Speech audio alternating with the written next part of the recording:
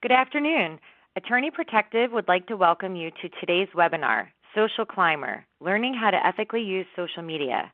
Please reference your materials for information about today's speakers, Hillary Gerzoy and Kate Gould. And with that, I would like to introduce your first speaker, Kate. Thanks, Erin. And thank you all for joining us. We are really excited to bring you this webinar today. As social media platforms continue to develop and evolve, it is critical that lawyers understand how they work and how they can be used without running afoul of the professional rules of conduct. You may use social media for personal communication and entertainment, as well as in your professional life. However, the line between personal and professional can become blurred and becomes a potential ethical minefield for lawyers who can never take off that lawyer hat. While we will be primarily focusing on your use of social media in the professional context, we will be offering some guidance about your personal use as well. We recognize that as lawyers, it can be difficult to strike the balance between using social media as a communication tool and implementing it into your firm marketing and advertising. Not using it at all doesn't seem to be an option anymore, but we have to strive to maintain our professionalism and satisfy our ethical obligations as we would in any form of correspondence. Generally speaking, and what you will hear throughout today's webinar, is to treat social media as simply another form of communication subject to the same ethical constraints as the more traditional modes. And we would urge you to consider adopting a consistent, firm-wide social media and electronic communications policy that considers the model rules of professional conduct for your jurisdiction, ABA and state formal ethics opinions, and the developing case law nationwide. We hope the webinar today can help you get started with the process if you don't already have a policy in place, as well as answer some questions you may have. As you can see on your screens, today we're going to discuss advertising and marketing using social media, and then turn to investigative uses of social media. So let's jump in. Before you can develop an advertising or marketing strategy, you have to understand what information you can use.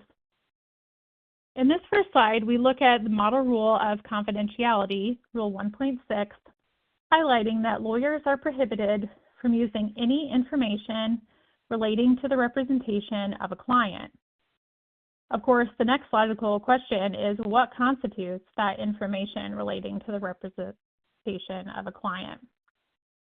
As you'll see on this next slide, what must remain confidential is much broader than what is protected by the attorney-client privilege.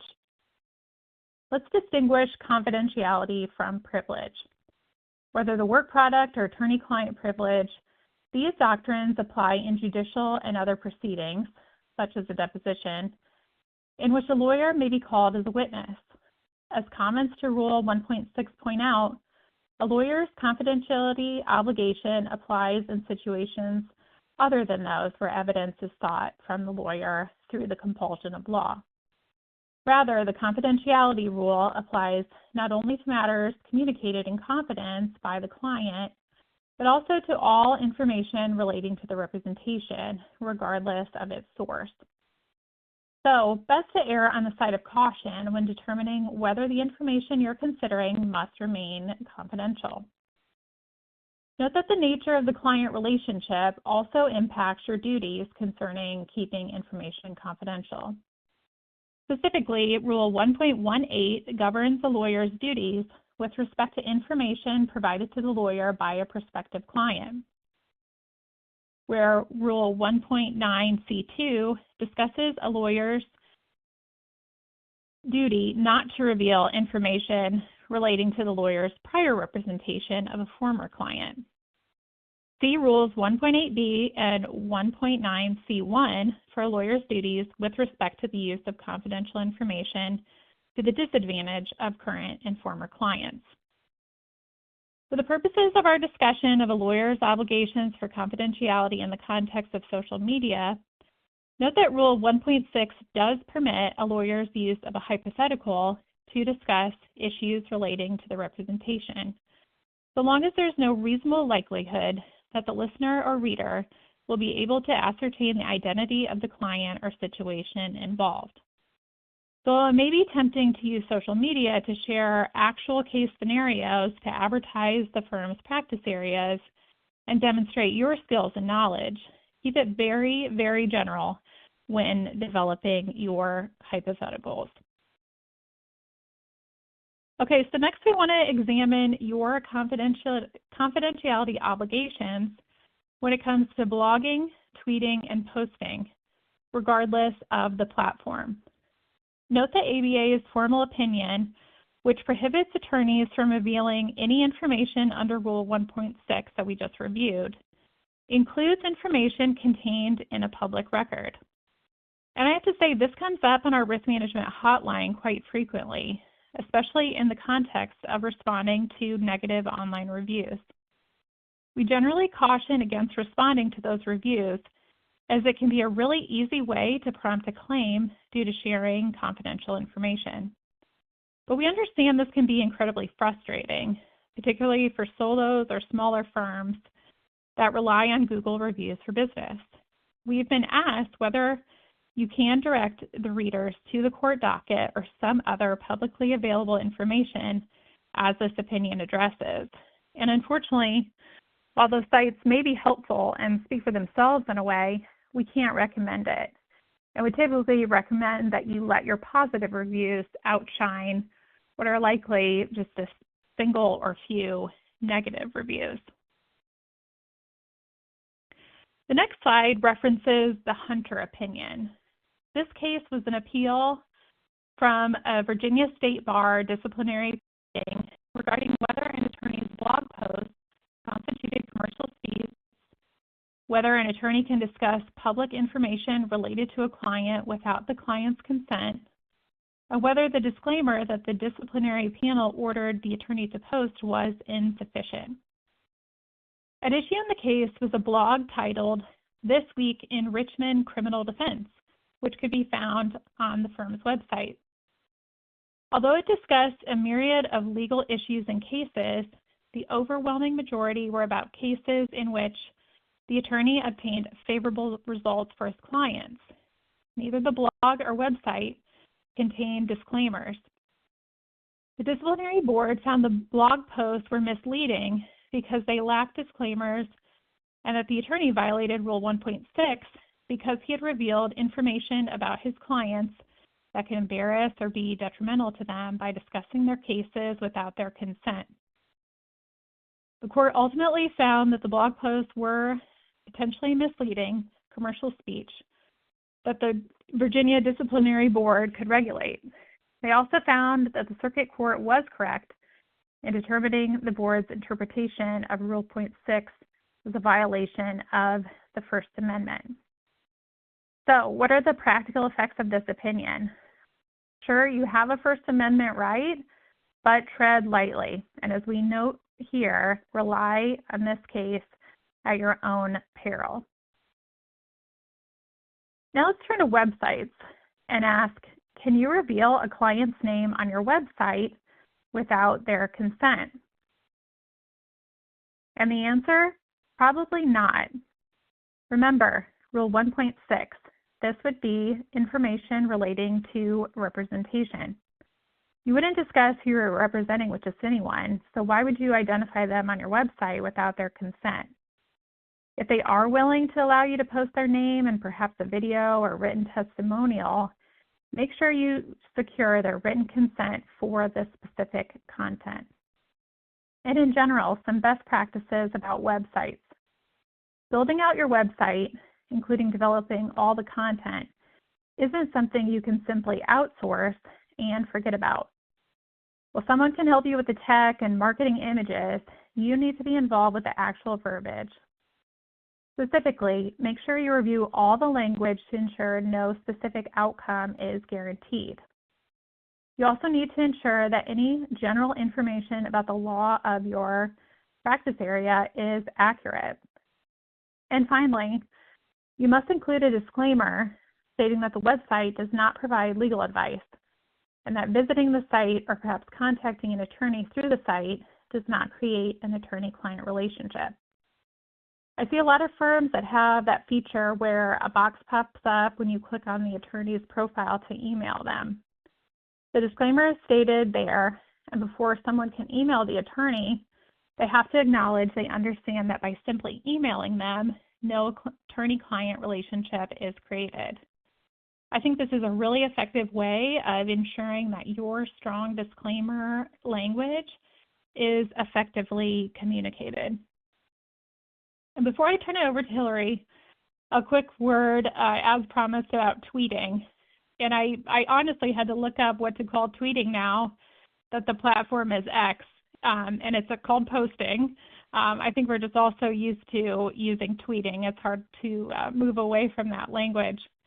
But regardless, this is where your use of your personal use of social media can really get you into hot water.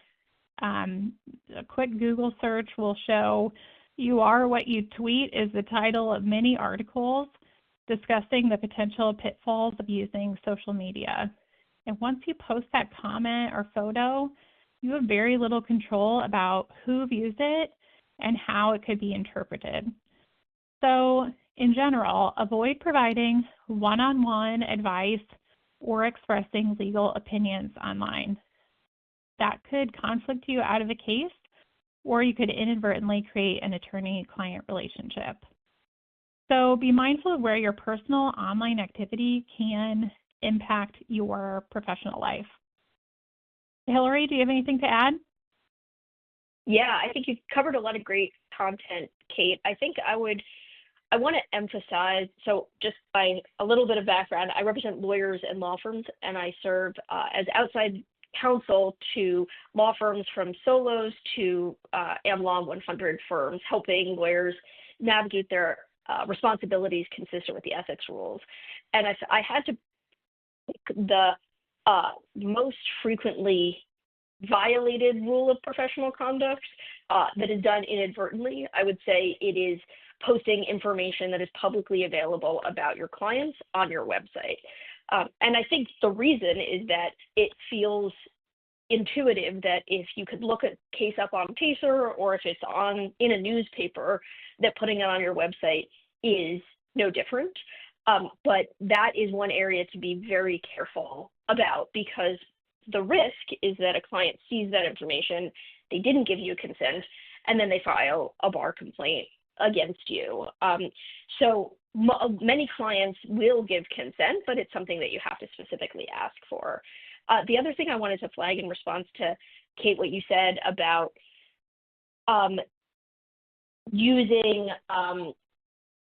talking about hypotheticals, case hypotheticals. So I think one area to be wary of is the use of listservs to talk about hypotheticals, because a lot of times lawyers want to talk about a hypothetical because they want to be able to brainstorm with others about how to handle something. But be careful about where you're doing that. So even if you provide details at a really high level and you're not providing specific information that could identify a client, you should think about who is viewing that listserv. So because of my practice area, because I'm a legal ethics and malpractice lawyer, I spend a lot of time on the Association of Professional Responsibility Lawyer listserv. And I saw this play out in a way that was problematic, because one of the lawyers posted a hypothetical about a case that he was involved in. And it turns out another person on the listserv was the expert on the other side of the case. And the lawyer had basically revealed a bunch of information, none of which tied to a specific client, but because somebody was reading it and knew all of the facts of the case and was the expert on the other side, it was, as you can imagine, pretty damaging, because the expert on the other side just got all this information about how the other side was thinking about the case. So next, I am going to talk a little bit about trial publicity. So separate and apart from whether or not your client gives you permission to discuss a case, so the client says, yes, that's fine, you can post it on your website, you can talk about it, there are specific restrictions imposed by the rules of professional conduct on your ability to publicize work. So the first rule, and to flag here, what we've included are all the model rules of professional conduct, but every jurisdiction has its own version of these. Many jurisdictions, their version of the rules are almost identical, but there are ways in which they change, and so you should definitely consult with your jurisdiction's rules. And the other thing to note is that the rules of professional conduct are always changing. So one of the roles that I have is I sit as the chair of the DC Rules Committee, and so we are the committee that proposes changes to the rules of professional conduct that ultimately go up to the DC Court of Appeals. So even if the rule is the same in, your base rule is the same as the ABA rule, these things are always changing.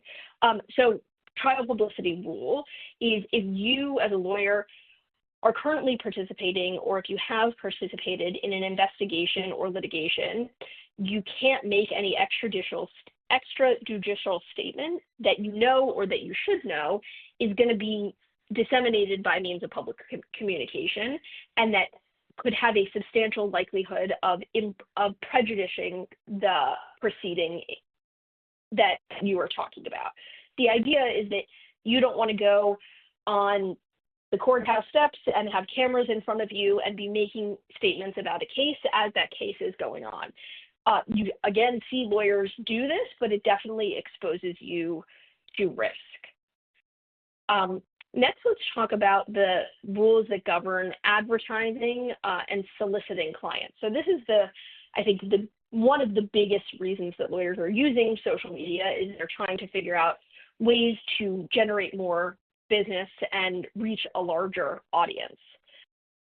So what this comes down to is first a distinction between, what we need to clarify, which is what does it mean to solicit a client and what are the prohibitions on solicitation?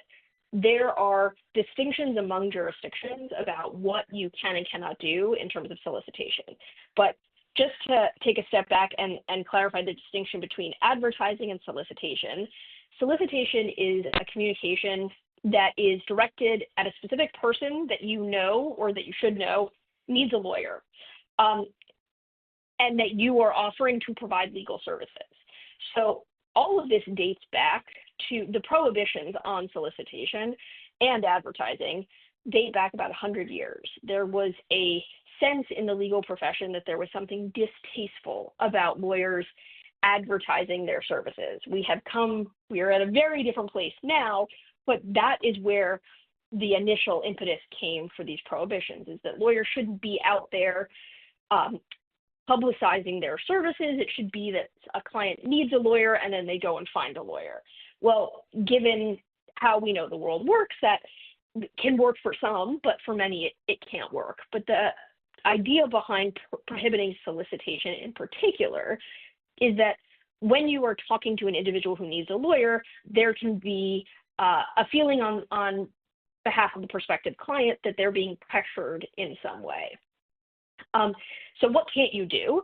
You can't solicit anybody in person or on the phone when you want to get hired by them. And when a significant motive for getting hired is to make money, i.e. not a pro bono case. So none of these prohibitions apply in the pro bono context.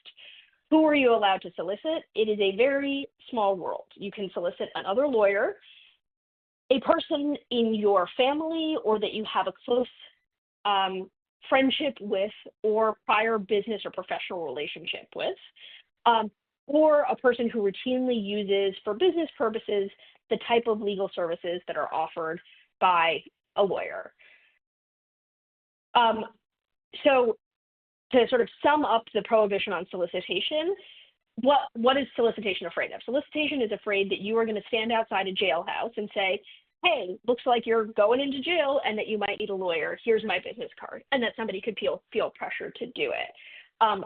Phone calls, equally as prohibited as live in-person communications. But things like emails, for example, or text messages do not count as solicitation. So if you tweet out an advertisement for yourself, generally, right? So say you're tweeting out an advertisement, what do you need to do? Do you need to include a disclaimer that says this is advertising? So a lawyer's communication doesn't amount to solicitation if it's to the general public. The key feature of solicitation is that it's directed to a specific individual who you know needs legal services. But banner ads, billboards, a tweet that is a tweet to the world, not a television commercial, none of that constitutes solicitation, and you don't need to put any sort of disclaimer on it. But then what are sort of the bounds of that? How far can you go in terms of what you say? When you're posting on Facebook or Twitter or Instagram, for example, what are the outer bounds of what you can say? Can you say, for example, I never lose a case? And the answer to that is no, because you can't mislead. And misleading is critically things that the critical feature of a misleading statement is either that it's false or that it omits a fact that is necessary to make the statement, if you looked at it as a whole, not materially misleading to a person. And so even if it is true that you have never lost a case, the perspective of the rules is what would a client who is looking at this believe, and particularly you have to view it through the eyes of what is a client who is not particularly savvy or a frequent consumer of legal services, what would they think? And what the rules conclude is they would think, well, you've never lost a case, so you're not going to lose my case. And of course, that's not a representation that a lawyer can make. And the reason that it's problematic is because of comment 3, which is that it creates an unjustified expectation that the lawyer is going to be able to keep up that track record, even if that track record is true. And so when you see people say on their websites, they have disclaimers that say, here are some representative cases, but all cases are different and they depend on the facts and circumstances. That is what they are protecting against. The idea that in advertising what they do and how well they do it, that they are not creating an unjustified expectation. So then what do you do if clients say things about you? We can't control everything our clients say, but what if a client endorses you for a skill that you don't have, or posts a testimonial saying you are the best lawyer in your state and that you never lose a case? What are you supposed to do in those circumstances? So to the extent that you have control over their posts and you can delete them, then the answer is you have to delete them. Because under Rule 8.4a, you can't allow a client to say things that you would not be allowed to say yourself. Now, to the extent that you cannot delete it, right, if a client is posting this on a public forum that you have no control over, then you should ask them to take it down. But if they don't, then you don't have to worry that you're somehow at risk, but you should make an attempt to have them take it down in the first instance. This came up a lot when LinkedIn, and I think LinkedIn still has this feature, I just don't see it used quite as much, is that you could list areas of expertise. And so you would have clients who were noting that their lawyers had areas of expertise that just the lawyer didn't have, in which case the answer was that you have to delete that endorsement because it amounts to a misleading statement. And because you have control over that feature on your LinkedIn profile, it's an 8.4a issue if you allow it to persist. So turning now to the second big topic, which is investigative uses of social media, I'm going to turn it back to Kate. Okay, perfect. Thanks so much, Hillary, and some really great practical tips there. Yeah, we now want to move to the investigative uses of social media. So we're going to cover now competence, evidence, contact with represented persons and jurors, and impeaching witnesses. As you'll hear at any social media webinar or any of the many AI presentations that are now available, lawyers have a duty of competence. Specifically, you must have the legal knowledge, skill, thoroughness, and preparation necessary for the representation. As noted on this next slide, this includes understanding the benefits and risks of technology, So despite your hesitation to use social media or the latest AI tools in your practice, we simply cannot just stick our heads in the sand and ignore the emerging technology. Just like you have a duty to stay up to date with changes in the law in your practice area, you must stay current when it comes to social media platforms, including knowing how they function and how you must advise your clients to use them, which, for example, could include adjusting privacy settings. So to illustrate this point, I'm going to take a look at a couple cases. As you'll see on your screen, the court in Womack versus Yeoman found that plaintiffs' counsel's failure to research their own client's claim on publicly available social media breached their duty to conduct a reasonable inquiry into the factual and legal allegations of their own lawsuit. And this issue arose because defense counsel was the one who took the time and made the effort to research the nature and extent of the plaintiff's alleged injuries, which in this case was actually a traumatic brain injury on social media. And here, just by way of a Google search, defense counsel found out that plaintiff's injuries were simply not as significant as alleged in the complaint. So just that if you aren't doing the necessary research and asking the right questions about your client's social media, including all the platforms that they use, and then actually viewing it, as plaintiff's attorney failed to do so here, your opposing counsel undoubtedly is. The Adams case is another example where counsel's failure to address and introduce evidence of a sexual abuse victim's statement in an online away message actually resulted in a finding of ineffective assistance of counsel. Specifically, the court found that counsel's deficient performance prejudiced their client, and that it was reasonably likely that a competent lawyer could have introduced evidence of the away message in an admissible form. The prosecution's case rested on the jury believing the victim's allegations, despite its case already being weakened by inconsistencies in the government witness's testimony. And the court held that had evidence of the away message been admitted, it was reasonably likely that at least one juror would have credited that evidence and concluded that a reasonable doubt existed as to whether the victim had fabricated her allegations.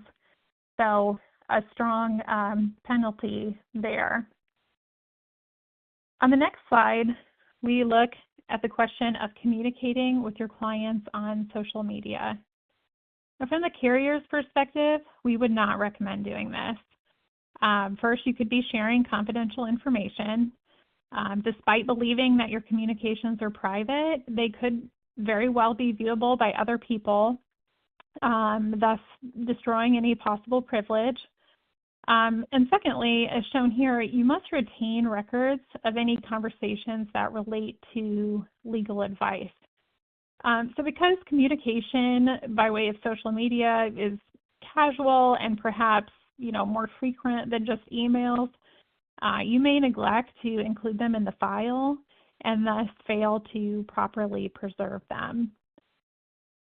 And just as a practice pointer, we would also advise against this as a means of establishing and protecting your boundaries. Don't give your clients another way to contact you when you're trying to unplug.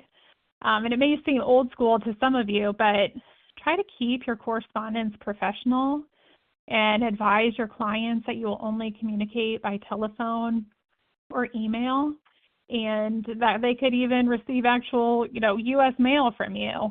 But best to avoid texting or chatting on social media. Hillary, do you have anything to add before we look at some evidence issues?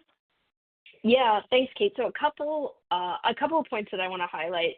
The first is that if you are ever sued for malpractice, or if there is ever a bar complaint against you, your protection is the client file. So you want to keep the client file for a number of reasons. If the client ever asks for it, they are entitled to it back. But if there ever is a dispute between you and the client, the file is your basis for a defense. And so the preservation of the client file is sort of not an academic exercise. It's an insurance policy for the future in a lot of ways. And I have had so all of my clients are lawyers and law firms. I've had my lawyer clients say, well, I didn't save any of that stuff. Or, my client and I texted a lot, but I deleted all my text messages. Don't do that, and create a protocol that makes it easier for you. So as Kate was describing, it's about, I think, keeping boundaries and healthy boundaries with your clients, but also just making your life easier so that you can feel confident that you have what you need. And it is sometimes the case that a client complaint comes from an obvious place. The client has been difficult all along. You could tell that there was going to be a problem, but oftentimes it's a surprise. And so having that client file is very important. What I recommend doing is if your clients start, because text message is really where you see this happen more often. It tends not to be the case that people are using Facebook or Instagram to really communicate extensively with their clients. But in text message, I would just say, and set it as a protocol at the beginning of the representation, I use email as my means of communicating and also phone calls. And here's how to, what kind of a response you can expect from me. I'll respond within, 24 hours or 36 hours or, whatever it is that feels appropriate. But try to not let your clients do that and start the relationship off that way, because it becomes very challenging to break that. With respect to social media, sort of more generally, I think there's two big pieces to this, which is what are you doing and then what are your clients doing? Because the cases that Kate was highlighting, part of what was problematic is not anything that the lawyer has control of. It's what their clients are doing. And so asking your clients at the beginning of the representation, have you posted anything about this case on social media? Because as we'll talk about, even deleted posts can be discoverable. Are you talking about this case with anyone via social media? What are your settings? And we'll talk about how to advise your clients on privacy settings. But you want to have that conversation at the beginning of the case because it's part of the collecting of evidence process, right?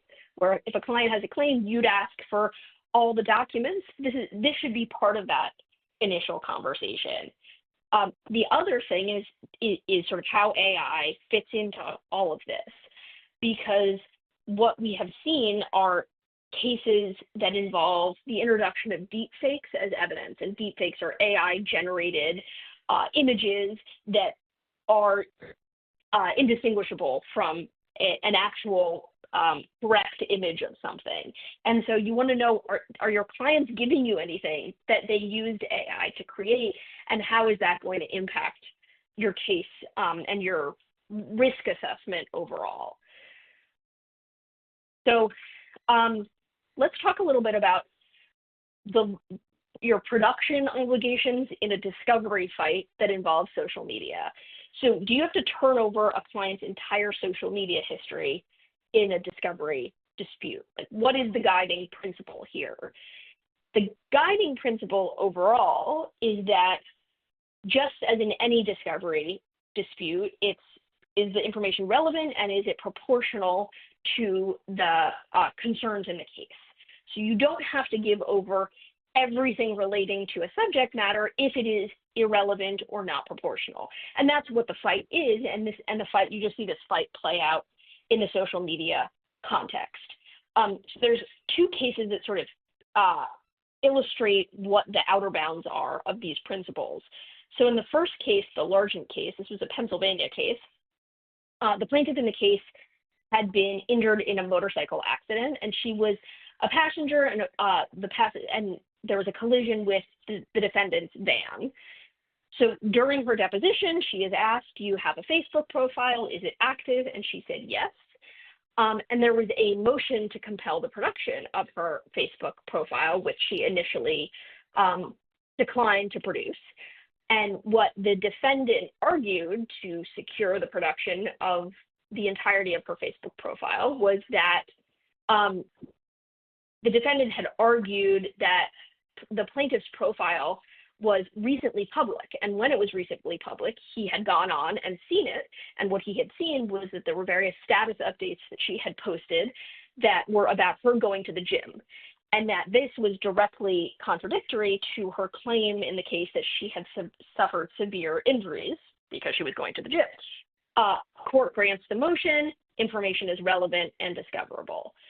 Now, In re Milo's Kitchen distinguishes the Largent case because what was sought in that case was the production of the plaintiff's entire account, and there was lots of information that was sought that had no relevance to the underlying matter, and it was viewed as not proportional.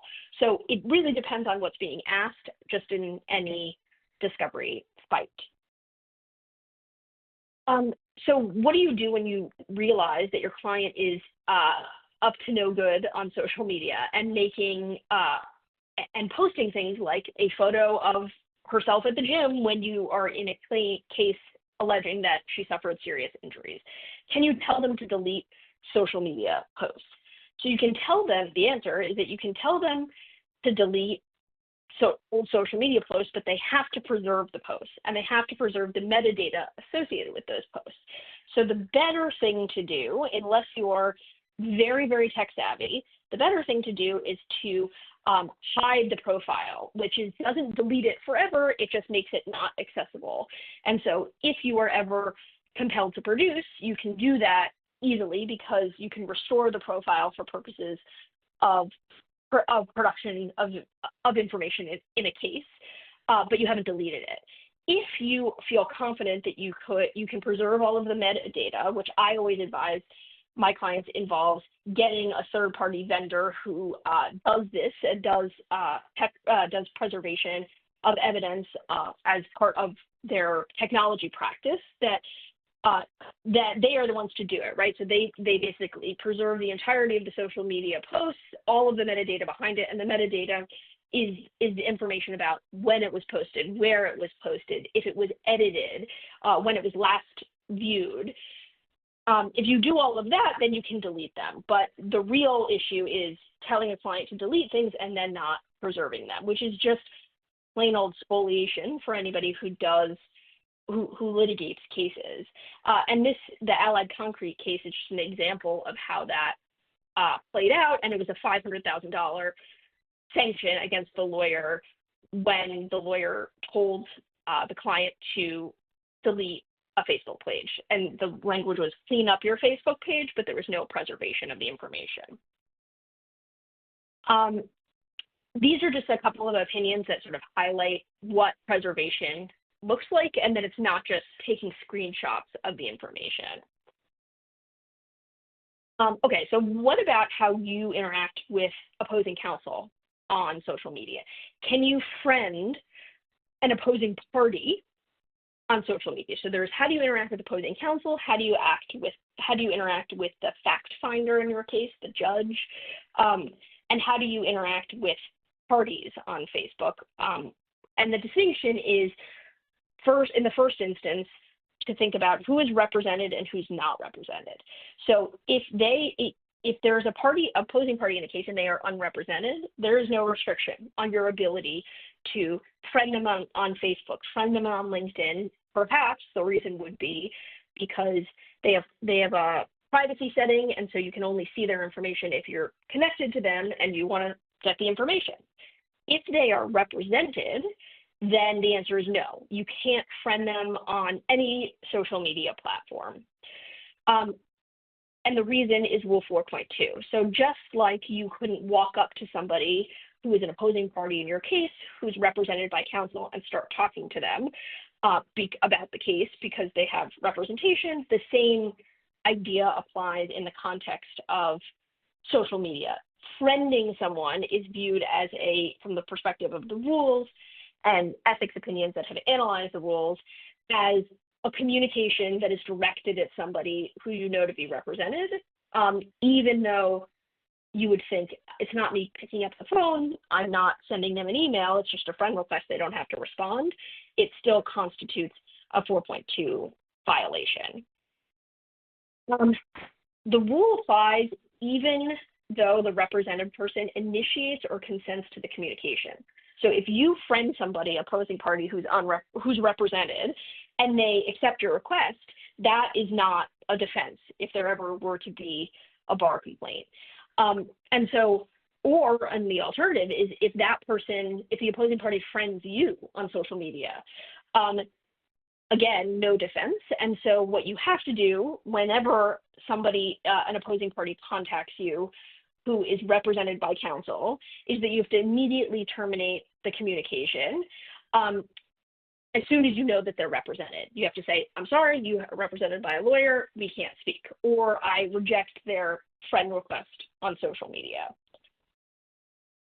What about friending a witness on social media? So the rule, and you see this happen all the time because lawyers are trying to find the facts of their case, right? They're trying to figure out where there are weaknesses, figure out where there are good arguments.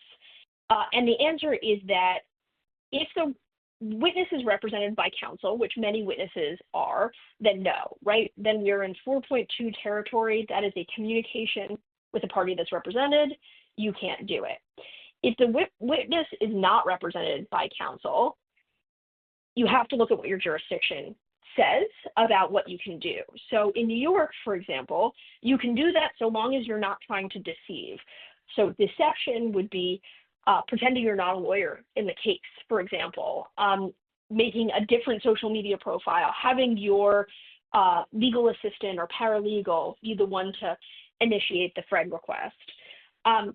In New Hampshire, the requirement is that you actually have to actively inform the witness that you're involved in the case. So not just that you can't pretend that you're not in the case, but that you have to make an affirmative disclosure of, here's my name, I'm a lawyer in the case, here's a client that I represent, so that there can be sort of no confusion about where you stand. So now I'm going to pass it back to Kate to talk about researching and contacting jurors. Great, thanks, Hillary. And yeah, this is another really practical use for social media, but one that prompts a lot of questions. And these issues are largely governed by ABA Model Rules 3.5 A through C.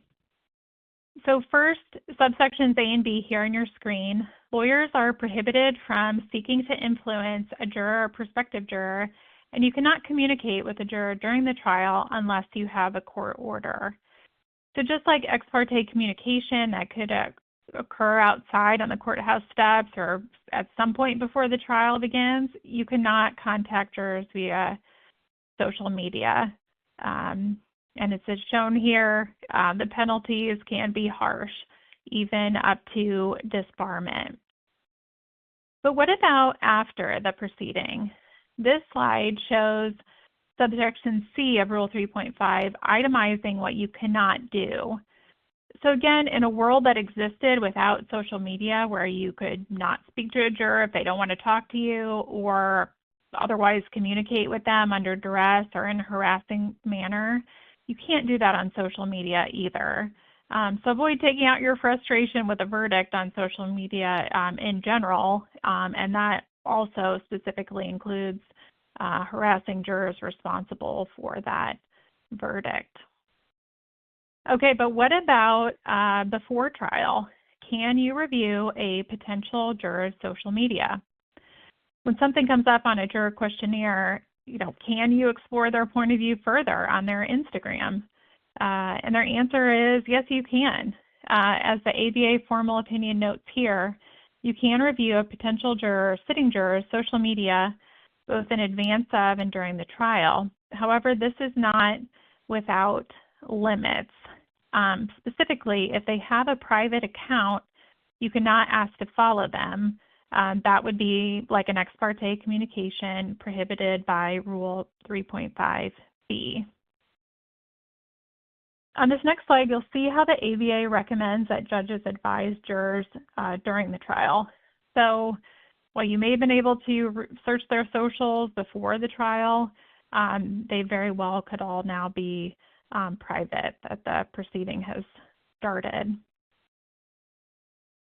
Okay, next, what about the question if the juror can see that you viewed their social media? Is this considered an ex parte communication? And you're going to want to definitely check your jurisdiction for the answer to this one. The ABA does not consider simply viewing the profile as communicating. Their formal opinion 466 permits what they call passive viewing of social media. And other state bar ethics opinions have followed suit with this approach, including Pennsylvania and Oregon. In reviewing this opinion, you'll find that the ABA strongly encourages judges and lawyers to discuss the trial court's expectations concerning lawyers reviewing juror presence on the internet. And I think you're going to see more and more judges take matters into their own hands by addressing these issues in a standing order or case management order. So there's no question as to what you can and cannot do as the development and amendment of local rules. Despite everyone's great efforts, it's difficult to keep up with the changes in technology. As you'll note here, the New York bar takes a different approach from the ABA. So when a juror sees that you looked at their stories, for example, that notification they receive would be considered a prohibited communication. And this highlights the need to understand how a particular social media platform works. So if you knew that the juror would receive that notification, it would be a violation. And this issue actually just came up in California in a huge lawsuit, a multi-million-dollar lawsuit, where a $10,000 sanction was imposed on attorneys for conducting juror research on LinkedIn. And the judge in that case, and the case for your reference is Contour IP Holding LLC versus GoPro Inc., is quoted as saying that sanction was far more modest than he originally contemplated. So in this case, the judge had a standing order on how to conduct social media research, which prohibited what was done in the case. In the case, the lawyers hired a jury consultant that did not advise them of an obligation to comply with the standing order. The consultant then turned around, hired an investigator who was also unaware of the order, and that investigator used LinkedIn for research, which this particular judge prohibits because it sends a notification to users that someone's viewing their profile. So it's interesting because the judge acknowledged that he may be one of the few judges who consider automatic notifications on LinkedIn to be juror conduct, although we just learned Pennsylvania and Oregon would probably agree with him. Even though he recognized that counsel in this case did her best to rectify the violation by prompt disclosure, the judge said that the failure to comply with the standing order merited sanctions. And within the sanction order, the judge further acknowledged that the lawyer acted responsibly. He disclosed the violation and the social media information to opposing counsel and promptly notified the court. She also did not share it with her co-counsel who conducted the voir dire. So despite what was really inappropriate, I think an ethical response by the lawyer, the firm was still sanctioned since they were in violation. Okay, the next slide is a question we receive a lot when we present on social media. Can your private investigator make a profile to friend a juror or witness? Now, this behavior is going to be imputed to the lawyer in the sense that it's a violation of Rule 8.4 to engage in such conduct. And here, the same answer if it's your legal assistant or paralegal. Under Rule 5.3, you would be considered responsible for their ethical violations resulting from their social media activity. And this rule follows here on the next slide. And you'll see where you're on the hook is if you either, affirmatively direct the action or ratify their conduct. So, of course, if you ask your assistant to try to friend a juror, that's a clear violation, but you can't turn a blind eye to it either. If you manage or supervise that person, you have to put a stop to it and, ideally not view it if you can avoid it. All right, our next question. What do you do if during the course of the trial the juror keeps their profile public and they're posting about the trial? What do you do when you discover that? Like any good legal answer, it depends. And what you must do really depends on the nature of the post and the court's instructions.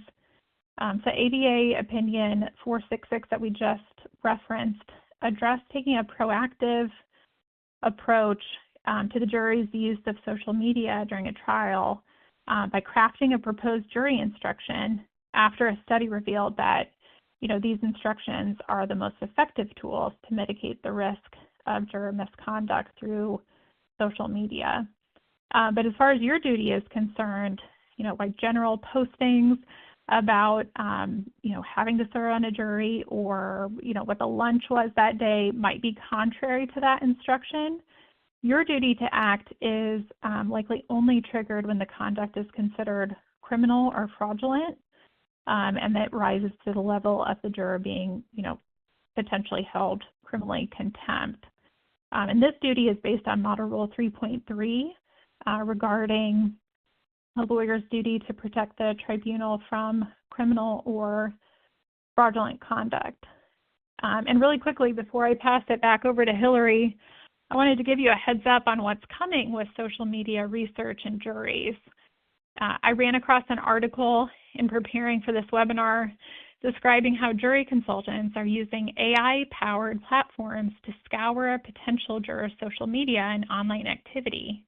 And these platforms can now instantly compile years of posts, comments, and interaction, and then analyze posting times, emoji usage, and language patterns in an effort to infer a juror's personality traits and even their political leanings.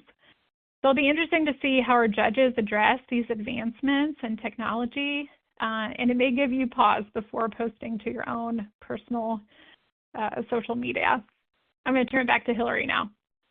Yeah, I think very much so. So I think the critical takeaway from Kate, just your last point about the AI use, is that anybody that you work with or that you hire that is looking into jurors, you need to give them the instruction at the outset about what they can and can't do. So first, if a judge has a standing order, be aware of what that standing order says. Second, look if there's any ethics opinions in your jurisdiction about whether or not friending a juror or looking at you can't friend a juror, whether or not looking at a juror's profile would constitute an impermissible contact. One thing to note is that there are different settings you can use with social media. And so for LinkedIn, for example, you can make yourself anonymous, but you have to make sure that you have your setting appropriately set such that the juror doesn't see who is looking at them. The idea more broadly, if you sort of try to situate it in the purpose, is that judges are very, very protective of jurors. And there is the idea that a juror should never feel like they are being contacted by a litigant or by a representative of a litigant. Now, you can, and there are ethics opinions that describe this, what can you do? You can drive by the house of a witness, for example, to see, where do they live? Like, what is the information that if I was just driving in a public setting, I could see? But you can't go up to their door and knock on it. And so anytime a juror or a witness feels like they are being looked at, and if the witness is a represented party or if it's just a juror, because that protection applies regardless, if they feel like they're being looked at by a lawyer in the case, that can in some cases constitute an impermissible contact. So let's talk about the last section here, which is just using social media as an effective tool in litigation. So can you impeach a witness with information you learned from his or her public Facebook page? So this would not be the scenario of a juror who is entitled to, in some jurisdictions, the protection that no one is even looking at their public page, to a witness who you're doing an appropriate investigation to try to gather all the facts, and you see something that would be impeachment material. Can you use it? So not only can you use it, that's one of the principal investigative uses of social media. There was a 2007 case where this was when MySpace was around, and the lawyer sort of found the gold mine. It was an Arizona defense lawyer, and he was representing a client who had been charged with assault. And he researched all of the social media pages of the state's witnesses, and he finds a video that shows that one of the state's witnesses was actually the person who started the fight. Video was admitted into evidence, and his client was acquitted. So what I think we want to be, one of the take-homes here is that there are ways in which social media is quite powerful as a tool, but there are also traps for the unwary. I think we have a few minutes to answer some questions as well. Great. Thanks so much, Hillary and Kate. That was a great presentation. Here's our first question. If a client removes social media prior to your representation, is it still discoverable? Great question. So the answer is yes, that even deleted information can be discoverable. It depends on where it's saved and how it's saved. So there are things like the Wayback Machine, if anybody's ever heard of that. It's essentially a website that you can use to figure out how pages looked before they were deleted. So if somebody has, for example, a blog, you can ask this website to say, what did the blog look like 6 weeks ago? So I think you can't assume that anything prior to your representation is somehow safe, even if it was deleted, because what deleted means is something to be completely deleted from the internet forever. If you ever follow sort of celebrities who try to get that done, it's very, very hard to do. So it is often a discoverable set of evidence, even if it's before you ever represented a client. Okay, great. Here's another question that we have. Can a lawyer comment on negative posts by a client on social media, directing the social media audience to publicly available court dockets and judicial opinions in their case? So unfortunately, the answer to this is no. As tempting as it might be to engage with a client on social media, you can't do it for a few reasons. The first is, depending on what the nature of the criticism is, a response could be revealing 1.6 information. So even if the client is talking about the representation in some way, by you responding and saying, well, I didn't do this, or this is what happened, you are likely revealing 1.6 information in doing that. And even directing somebody to a publicly available docket, you can't, because without the client's permission, you can't reveal information, even if it is publicly available.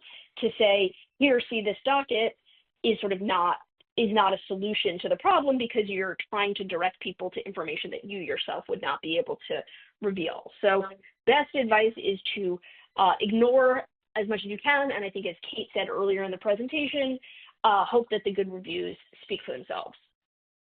Great. Thanks, Hillary. Okay, here's another one. Is it okay to like clients' posts about the legal services we provided? So I think if those legal services are, if it's accurate legal services, so it's not the case where of a client endorsing you for Supreme Court litigation where you've never handled a Supreme Court case, but a client just saying something truthful about your representation, then there's no real issue with liking it from an ethics standpoint, except I would caution lawyers to do that, because I think one of the takeaways of this presentation is you don't want to engage with your clients over social media. It's a great way to generate interest in your practice. It's a great way to advertise, but actually interacting back and forth should be reserved for emails, phone calls, in-person meetings. you don't want to set the precedent that you will have some sort of meaningful interaction with a client via social media because of all the risks that it carries. Great. And I know we're just 1 minute past the 60-minute mark, so I'll just ask one more question. Is our personal conduct distinguished from our professional conduct when the conduct is done on our personal social media pages? It's a great question. So the answer is that it's yes and no. So there are, under Rule 8.4c, a lawyer can't engage in dishonest activity separate and apart from their conduct as a lawyer. So it is not the case that, and lawyers have been disciplined for violations of Rule 8.4 that had nothing to do with their conduct as a lawyer. For example, lying on, there's a case involving a lawyer who lied about a law school transcript. So wasn't even a lawyer yet, right? This is just a law school transcript, and that was viewed as an 8.4 violation. So to the extent you are engaging in dishonest conduct, that is not distinguishable. But having your own private life on social media, so long as it doesn't involve any dishonesty and it doesn't violate any of the rules of professional conduct based on your representations of clients, should be no problem. Great. Well, thank you so much, Hillary and Kate. And at this point, we are out of time for further questions. And on behalf of Attorney Protective, I would like to thank all of you for joining us for today's webinar. And I would also like to thank our speakers, Hillary and Kate. Thank you so much, and have a great day, everyone.